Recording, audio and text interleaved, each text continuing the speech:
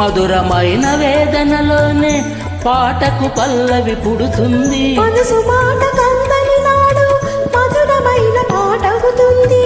మధురమైన వేదనలోనే పాటకు పల్లవి పుడుతుంది. పల్లవించు పడుచుదనం పరుచుకున్న మమతలు చూడు. పల్లవించు పడుచుదనం పరుచుకున్న మమతలు చూడు. పసితనాల తొలివేకువలో ముసురుకున్న మప్పులు చూడు.